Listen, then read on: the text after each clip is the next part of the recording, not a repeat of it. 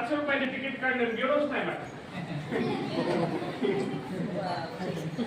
तसेच बरेच भाकर विद्यार्थी सुद्धा असतात म्हणजे शिंदे सरकार फीस भरली पण शिकलोच नाही लय फसविलं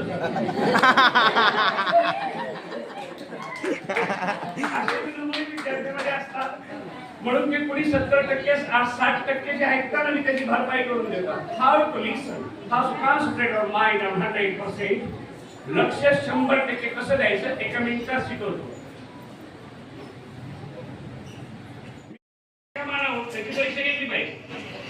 म्हणून मी आता इंग्रजीचे एक लांबलचक वाक्य म्हणणार आहे. मला तुमचे नाव माहित नाही पण तुमच्या कलरच्या ड्रेसचा कलर वगैरे तुमची हेअरस्टाईल ह्याच्यावरून मी ज्याला म्हणेन त्याला उठायचं.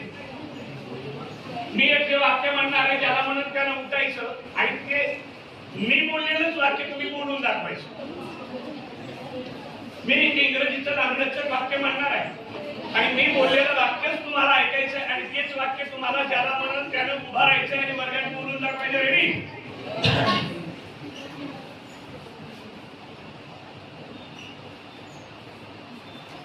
असं आहे किती छान ऐकू लागला. काय काय वाटलं हा माणूस काय म्हणतो घ्यायचा. दुसरं वाटत तुला माझाच नंबर लागतो म्हणून काय काय ना कानातून सेंटेन्स येतं की नाही म्हणून काय काय पूर्ण सुद्धा ओढ अशी पोझिशन झाली होती. अरे पोरांनो आणि बोललो आता ऐकत होता ना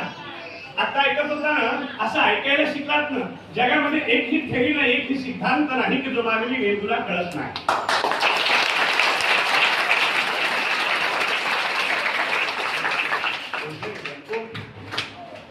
There is not a single theory in the world. जगामध्ये एक ही थेरी नाही की जी मानवी मेंदूला कळत नाही.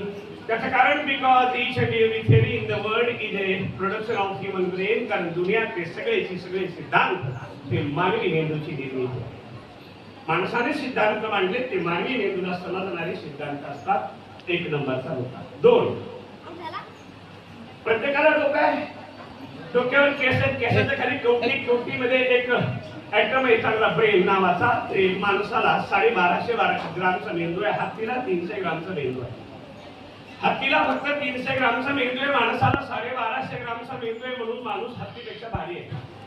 माणूस सर्कस मध्ये हत्तीला विष्णूवर रस म्हणलं की ते बस. कारण माणूस ब्रेन न पॉवरफुल आहे आणि माणसाला हा सुपर ब्रेन प्रत्येकाला आपला आहे. फॅमिली मध्ये सुद्धा सगळ्यात मिळून नाही ते फॅमिली पॅक नाही आहे आईस्क्रीम सारखं. We have our own brain and brain itself is an amazing organ. आणि मेंदू हा एक आश्चर्यकारक अवयव आहे. शिंदे सरांनी काल बोलताना मला वाटलं मी तुमची एक मोबाईलवर क्लिप ऐकली त्यातलं एक वाक्य सांगतो. नीट ऐका. पोरांनो तुम्ही खेड्यापाड्यातले आहे तसं इथे प्रस्तावनेमध्ये सांगितलं गेलं.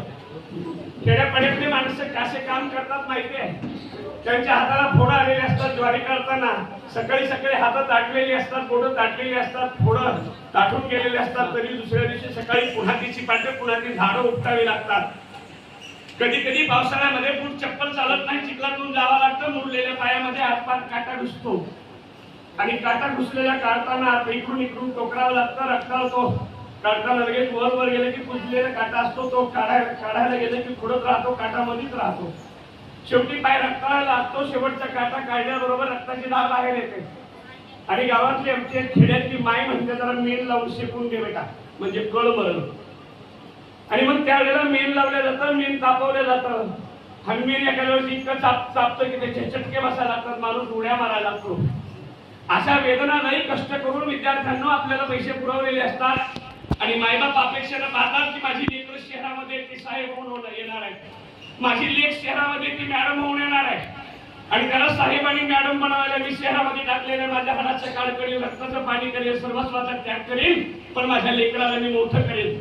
अशा अपेक्षेनं मायबापाने आपल्याला इकडे शिकायला पाठवलेलं असतं. अभ्यासाचा तुम्हाला कंटाळा येतो त्यावेळेला अशी आठवण करायची. अरे पाण्याचा बर्फ बाबा एवढा गारवा पडतो तेव्हा पहाटे उठून लोक ऊस तोडायला सुरुवात करतात. पाचकीवर साचलेलं पाणी अंगावरती पडतं किंवा एप्रिल मे मध्ये जगात लागायचं येऊन त्यावेळेला रोडच्या कडेला लोक खडी फोडत असतात रे. आणि हे सगळं आनंद घडत नाही. गरिबी मजबूर करते की तुम्ही हे काय जोरीने करता, मजबुरीने कष्ट करता. अरे विद्यार्थी काही अभ्यास करा ना, आयुष्यात कधी मजबूर अशी वेळ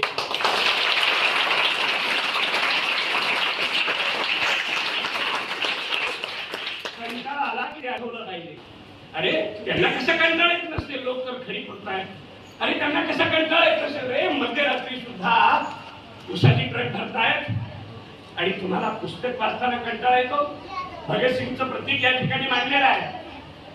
भगतसिंगाच्या फाशीच्या अगोदरच्या काही वेळेमध्ये भगतसिंगाला एक प्रश्न विचारला होता, तुमच्या आयुष्यामध्ये काही काम उर्वरित राहिलेलं आहे का? भगतसिंगाने सांगितलं, मी ग्रंथ वाचतोय, एक पुस्तक वाचतोय, त्याची काही पानं वाचायची राहिली, तेवढी वाचून घेऊ द्या, मग फाशी घ्यायला मोकळा झालो. काय म्हणले? काही पानं वाचायची राहिली तेवढी वाचून घेऊ द्या, मग फाशी घ्यायला मोकळा झालो. आणि फाशीवर जाता नाही भगतसिंग पुस्तक वाचत होता. तुम्हाला एरवी पुस्तक वाचायला फाशी येते का रे? त्यावेळेला माईबापाच्या कष्टाची श्रमाची आठवण का होत नाही तुम्हाला? आणि त्या कष्टाची आणि श्रमाची तुम्हाला आठवण झाली पाहिजे, तेव्हा तुम्हाला अभ्यासाचा कंटाळा येणार नाही. दुसरं वाक्य, हे नॉर्मल मेंटॅलिटीनं आपण जगतोय, चालतोय, तुमच्यामध्ये खूप पॉवर असते, गट्स असतात, फार सामर्थ्यशाली असतो माणूस. नेहमी तुम्ही तुमच्या सामर्थ्याच्या बरोबरीने काम करत नाही. तुम्हाला जर तुमच्या सरने एखादी गोष्ट उचलायला सांगितली तर डायरेक्ट तुम्ही म्हणता एकटाच एवढं उचलू का, आणि तुम्हाला म्हणलं नाही पैसे उचलून तर त्याच्यापेक्षा 4 पट पैसे उचलीत आणू. तुम्हाला दुकानावर पाठवलं, पळत जाऊन एखादी अगरबत्ती घेऊन ये, तर तुम्ही पाहता ती तुमची स्पीड नसते. तुमच्या मागे कुत्र लागल्यावर कळत तुमची स्पीड, तुम्ही तिथे वेगाने पळता. तसं तुम्हाला तुमच्या उद्दिष्टाच्या प्रती तुमची जेव्हा बांधिलकी तुम्ही स्वतःहून स्वीकाराल, तेव्हा तुम्ही तुमच्या पूर्ण क्षमतेने काम कराल, अन्यथा तुम्ही पूर्ण क्षमतेने काम करत नाही. शिवाजी महाराजांचं एक उदाहरण देतो. शिवाजी राजाचा जन्म तसा एका माळरानावरती झालेला आहे, एका डोंगरावरती झालेला आहे. काय तिथं काही एसी लावलेलं काही हॉस्पिटल नाहीये. शिवनेरीवर आजही जर गेलो आपण तर शिवाजी राजाचं जन्मस्थान आहे म्हणून अत्यंत पावित्र्य आपल्याला मनामध्ये जागे होतं. पण ज्या वेळेला शिवाजी राजे जन्मले तेव्हा काय फारसं काही वेगळं तिथे नव्हतं. आधी फार काही मोठं कन्स्ट्रक्शन नाहीये. पकडतोस का? पण हे कसं असावं तर जिजामाता काही राजाच्या राणी नव्हत्या, कारण शहाजी भोसले काही राजे नव्हते. पहिला राजा कसा जन्माला येत होता? एक राजा कसायचा, एक असायचा राजा आणि एक असायची राणी. त्यांना व्हायचं लेकरू, ते जन्मदास असायचं राजकुमार. का? राजाच्या घरी जन्म फुकट. मग राजा व्हायचा म्हातारा, राजाचं व्हायचं वय, आणि राजाचं व्हायचं वय आणि राजकुमाराचा बनायचा राजा, आणि त्याचा बी वाजायचा बाजा. त्याला बी यायची एक राणी, तिला बी व्हायचं एक पोरग मुलगा, आणि तो असायचा राजकुमार. पुन्हा त्याचे वडील व्हायचे म्हातारे, ते व्हायचे रिटायर. राजकुमाराचा बनायचा राजा, त्याचा बी वाजायचा बाजा. आणि त्यालाही अशा पद्धतीनं राजाच्या घरी राजा जन्माला येत होता. परंतु शिवाजी राजाच्या संदर्भानं तसं घडलेलं नाही. मग कसं घडलेलं आहे? राजाची राणी नसलेल्या जिजाऊला असं वाटलं जे बाळ जन्माला येईल त्याला राजा करायचं आहे, आणि म्हणून एवढा मोठा उद्देश. काय उद्देश आहे? सरांकडे मी ते उदाहरण दिलं आहे, मी उदाहरण दिलेलं आहे. ते उद्देश किती मोठा असला पाहिजे, किती मोठा उद्देश असला पाहिजे. धोका तो नाही की, ऐकलंय कोणी? धोका तो नाही की उंच नेम धरून चुकला, खरा धोका तो आहे जवळचा नेम धरून साधला. पुन्हा कोणाला कळलं? मराठी सुद्धा कळलं नाही. नाही ऐकलं, डबल आहे. धोका तो नाही की उंच नेम धरून चुकला, खरा धोका तो आहे जवळचा नेम धरून साधला. आता कळलं? नाही कळलं. मग आपल्याला काय कळतं हे कळत नाही, काय काय कळत नाही हे सुद्धा कळत नाही. काय काय कळत नाही हे जरी कळत तर माणसाला बरंच कळलं. कळत नाही हे तरी कळत नाही का? असं कळलं नाही हे तुम्हाला कळलं का सगळ्याला?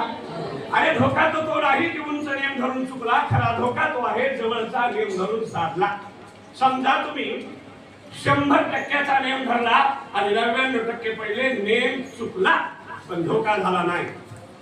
डबल 100% निशाणा धरला, नेम धरला, 99% पडले. नेम चुकला पण धोका झाला नाही. पण 35% नेम धरला आणि तुचकी लागला. कलेक्टर बनण्याचा नेम धरला आणि तहसीलदार झाला. नेम चुकला पण धोका झाला नाही, कारण तुम्ही अधिकारी झालात. पण चपराशी होण्याचा नेम धरला आणि तुचकी लागला. नेम कसा धरायचा? उच्च नेम धरायचा. आणि आपल्याला जरी अभ्यास केला असता तरी ज्ञान आणखी खूप मोठा आहे, अफाट आहे. आपल्याला आणखी खूप कळलं नाही असं ही भावना राहू द्या. थोडं फार वाचलं की अर्ध्याच हळकुंडानं पिवळं व्हायचं. लय प्रचंड आणखी वाचन करायला इथं ज्ञानाचा सागर भरलेला आहे. खूप मोठं वाचन करायचं आहे. डॉक्टर बाबासाहेब आंबेडकर एकदा पुस्तक हातात घेऊन घरी आले आणि पत्नीने ते पुस्तक घेतले रमाईने आणि म्हणाले, पुस्तक पुस्तक पुस्तक खूप वाचन झालं, बस. लेकरं बाळ घर संसार पत्नी याच्याकडे लक्ष द्या. डॉक्टर बाबासाहेब आंबेडकर तेव्हा म्हणाले पत्नीला, रमा तुला असं वाटतंय मी खूप वाचलंय म्हणून? अगं मी ज्ञानसागराच्या फक्त घोट्या इतक्या पाण्यात गेलोय. भारतातल्या प्रचंड विद्वान डॉक्टर बाबासाहेब आंबेडकर जर घोट्या इतक्या पाण्यात गेले असते ज्ञानसागराच्या, ही वर मी जेव्हा वाचली त्यावेळेला म्हणलं आपण आणखी पाण्याकडे सुद्धा गेलो, आपल्या पायाला सुद्धा ओलं लागलेलं नाही. म्हणून लक्षात ठेवा, खूप अभ्यास करायचा आहे. पुन्हा एक उदाहरण देतो, जास्त बोलणार नाही कारण तुमचं लक्ष बाहेर असेल ना. जर तुम्हाला एवढंच माहित आहे हे पोटाला 3 टाइम भूक लागते, मेंदू रिकामा का पडा ना. मेंदूला सुद्धा ज्ञानाची भूक लागली पाहिजे. मेंदूला सुद्धा ज्ञानाची